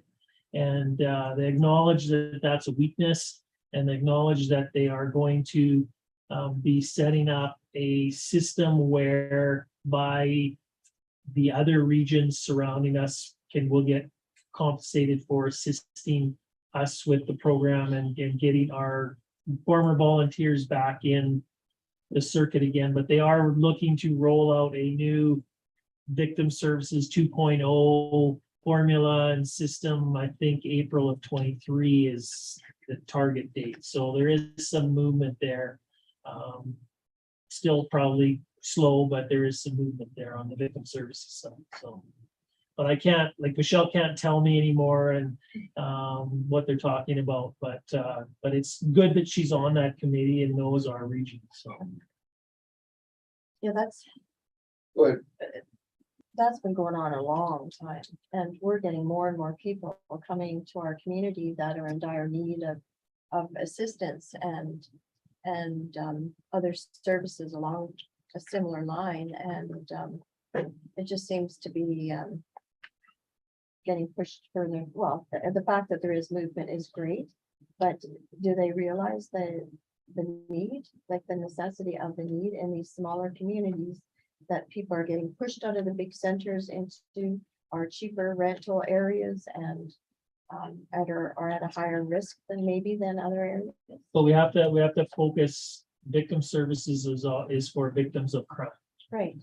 So it's not if we have people move out here who are lower income, who have some they- other issues, unless they're, But they yeah, have a potential to be a victim of crime. well, Yeah. everybody has that. Yeah. Everybody has But I that. think the odds are a little bit higher in. So, like I said, I don't have the answer, Counselor Bowden. I know that they're working on it, whether they're working on it fast enough. And I use the example, unfortunately, we are in rural, remote Alberta. So we're, you take our region and we might have 15,000 people, 20,000 people in our region. Well, when the province looks at it, they see, well, there's only 20,000 out of 4.5 Yeah. million that are affected.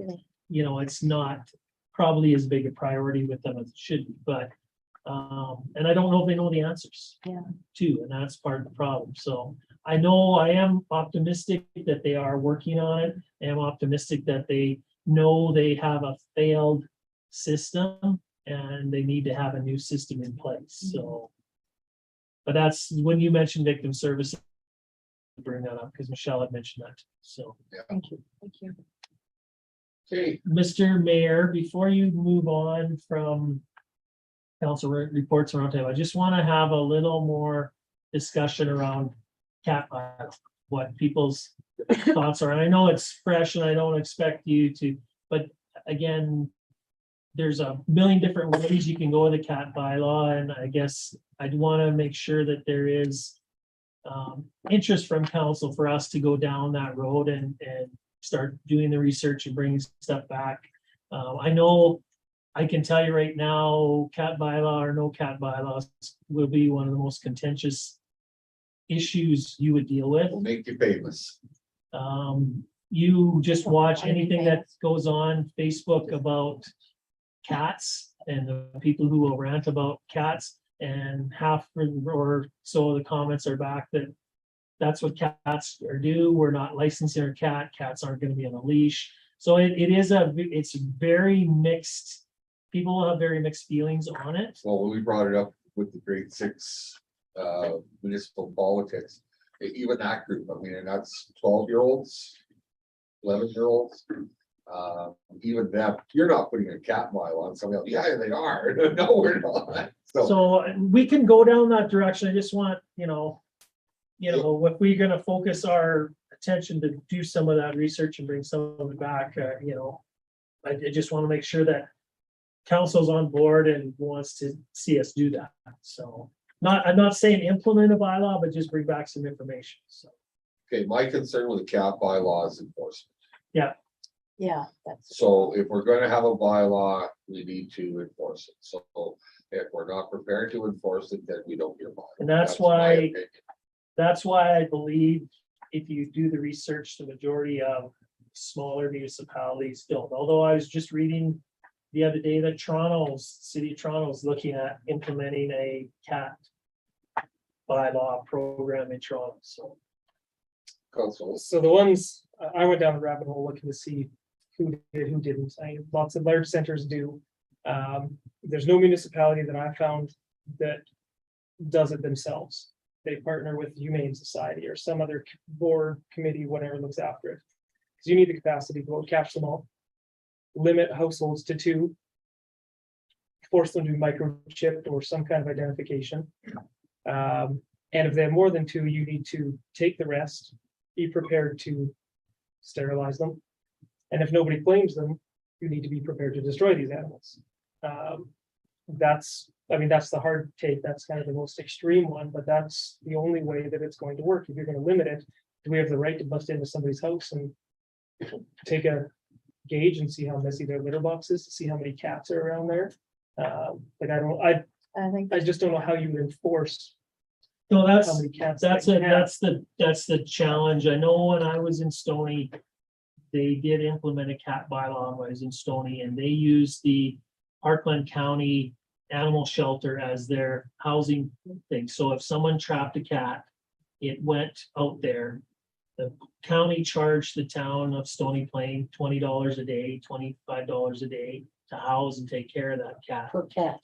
Per cat. Per cat. The trouble that they had in Stony was, and I say this with all respect to cat owners, a lot of people who have cats, the cats are dispensable. If my cat is out normally and my cat doesn't come back for a few days, it's like, oh, something happened to it, got run over, coyote got it, whatever. You very rarely, you will see some on our Facebook pages looking for a cat, but if your dog gets out or your dog's gone, it's life and death and you're out searching, it's all over Facebook. So they were finding that they were getting cats and the owners weren't coming to claim them, because if the owner claimed them, he had to pay that $100 bill and whatever the fine was, and the cat ain't worth $200, $250 to me, so I'm just letting it go. And again, it's like anything else. If there is a perfect solution, then it would be done. People would be doing it, and that's why I think you see a real mixed bag of whether municipalities are in or they're out. I understand the frustrations people have with cats in their yard. There are measures you can take. People will say, should I have to take these measures to keep somebody's animal out of my yard? But there are some things you can take that will keep the cats out of your yard. I haven't seen, I live cats on both sides of me. I haven't, knock on wood, maybe I'm lucky, I haven't experienced them wrecking my flower gardens or doing anything in them, but I do know in this one particular case, with the letters about, in their opinion, the neighbors across the street have 8 to 10 cats. And let them go whenever they want, and don't care that what they're doing to other people's property. So again, not the cat's fault. the owner's Yeah. fault, so. Always the owner. But if there's interest in council to go down this road, certainly we can go down this road, so I don't know what everybody's thoughts are. Mr. Mayor. Yes, So the difficult part is all these little communities, sometimes they do it. Everybody's in an uproar, sometimes they don't. Did it work for any community? Has it worked? Because if it works, maybe we should try it. But at the end of the day, can you really enforce that lady with the 10 cats? That we will never, ever get inside her house to find out. So, I mean, that's unhealthy. No one should have 10 cats, but I'm sure she probably has more than 10. Yeah, and I don't disagree with you. I think that's a crazy number, But- so. And I know that you can, I mean, sometimes they go into homes and find 200 cats. So when does it become a bylaw issue or a safety issue? If this person is aware of it and we turn a blind eye to it, are we being irresponsible? If this person has some mental health issues and has 10 cats, what do we do? I don't know. Are we responsible for ensuring her safety? Yeah, I don't think we're responsible for ensuring her safety. We're responsible for ensuring the safety of people in the community, but individual people's safety, we're not, that's not one of our priorities to ensure they are, but You know, yeah, like a it's, hoarding situation, yeah. whether it's cats or garbage or. Does the SPCA accept feral cats? Yes. Yeah. Yes, they do. And they're doing a good job. They do a great job of Excellent. coming and, doing what needs to be done. Sounds like a, Traps that they Yeah. lend out. Yes. sounds like Well, a we- resident problem, not a cat problem. Yeah, that's if the resident has the ability to go get a trap. yeah. Well, no, but I mean, it's an irresponsible owner. The only challenge you have with traps is, and the people on the cat side will go, well, what are you gonna do with that cat when you trap it? So that's the You're right. situation you run into if we get involved with it, some people will not agree with that. So I don't know, I just wanted to kind of get a feeling as to where we're at and how serious council is about this. I've encouraged people who have issues with cats to speak to council, to come before us, write letters. We've got the one letter, but is that enough to?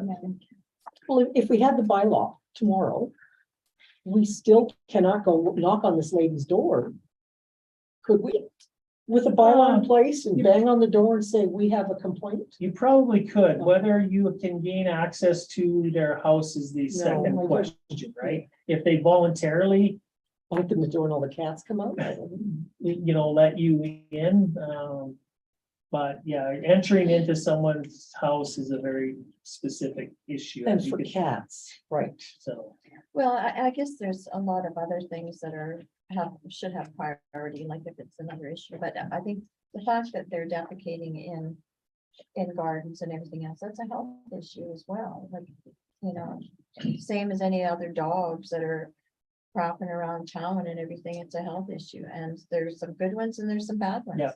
And so to label everybody with the same, I don't know, maybe it is just for a discussion or to put it out there to see if the other residents are interested in that and how to police it. Yeah, there's always more important things like drugs down the street or whatever, or somebody selling whatever than cats. But if it's that individual and they have a health issue regarding cats. so part of my mind's thinking, and I know we would probably create Facebook storm, Yeah, but if we did put out some sort of post that, council is considering reviewing the need for a cat bylaw in town, I think would be interesting to see the comments, but The I think it network would go be. down. I mean, it would. well, So who's gonna enforce it? Well, Like that's, Danny said, you but can that's put the- any bylaw, it's no different than the speed. If Jamie and Tracy don't wanna knock on people's doors to enforce it. Mhm. I don't wanna enforce it, Yeah. I'm not. he's not gonna. But at want the the end way of the out. day, at So- the end of the day, if we're gonna enforce it, that's one of the decisions council has to make, and they have to put the resources there to be able to do the resource. We have a contract with special areas at $100 an hour. We want to have them For spend cats. 50 hours On gas. looking after cats. Well, can the town put traps out to catch ones that are out and about? That's yes, this year, you could do that. Thing is, you're gonna trap more than a cat. Yeah. That'd be- Like Yeah. skunk or what? Well, if you're using live traps, you can get skunks, you Can can get get cats, anything. you can get smoked dogs. you can Badgers, get- whatever. There's a lot of gophers running around town right now. You can get a lot of things. in a So live trap. you guys think that's a crazy idea to put Well, something on Facebook? It would Definitely certainly, open up a can of whoop ass. it would. Did we not have this come through about 15 years ago or something that? It was here prior to me being here. Okay. So it's been at least 10 years since councils have discussed a cat buyout. Mr. Mayor, Yes, Councilor. just, Mr. Neal, I'm just, you know what, rather than put out what you have just identified, maybe it's an awareness of the responsibility, kind of like what was going on with Yeah. the poop fairy thing. Is Yeah. just, you know what, rather than, trigger a bunch of things that maybe we're not prepared to deal with and don't know how to deal with at this point in time, is just make people aware of their responsibilities As as a a cat owner. cat owner. Yes. No, And and I actually, think that's a good that idea. could be Yeah. Could be a proper first step. Yeah. Yeah, and see no, what we can makes do sense. that. I mean, Partner with the people SPCA that to have- bring some yeah. attention. Like any Yep. cat, I mean, it's Great idea. like a cat or a dog, I mean, it's no different than a kid, is that not for parents? Responsibility to. You have a trap, care- All I know It's is too- my it's two got a cats know what time 4 to 5 is, because they take off to the tourist information booth. And you try wedging a fat guy in the tourist information booth, get your cat to bring it back to the shop at 4 to 5, not fun. Those are psychotic cats. No, they're good cats. They just, So, no, I there's think a that's lot a of good that. point, Councilor Orb. We can certainly do some communication on that as a first step and see where that leads us and takes us, and maybe we continue down this trail, but at least it gives us a starting point, if that seems to be okay with council. Yeah, I'm good it- with that. it'll definitely get some dialogue started. Okay. Well, just the fact that there's so many and that they're defecating all over in gardens and that kids could get into and all that sort of thing. The only other potential for this particular individual is if their neighbor is renting. And she filed a complaint with their landlord, they would probably get in a lot of caca for having 10 cats. Yeah, that's not, Yeah. that's not the case in this It instance. isn't? And we're just going by hearsay as well. Yeah, so- yeah, I but- can't but- prove they have 10 cats or 20 cats. No, or I'm 2 just saying cats, it could be an option for her to pursue. Yeah. Yeah, because the feel landlord bad may for not her. want their tenant to. Right. Okay, no, that's good, Mr. Mayor. Just wanted to have No, some more awesome. discussion. That's around the that. time to do it, so. Anything else with correspondence? No, we've talked about the cat bylaw letters. Yeah. whoop, whoop. Okay, Did we accept the council reports?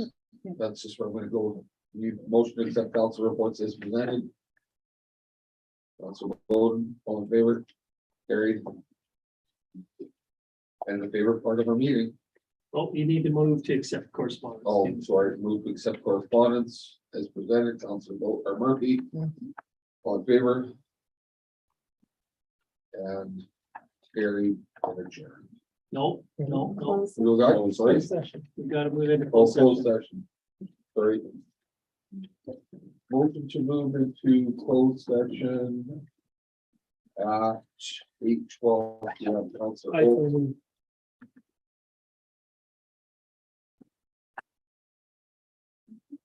Thank you for making-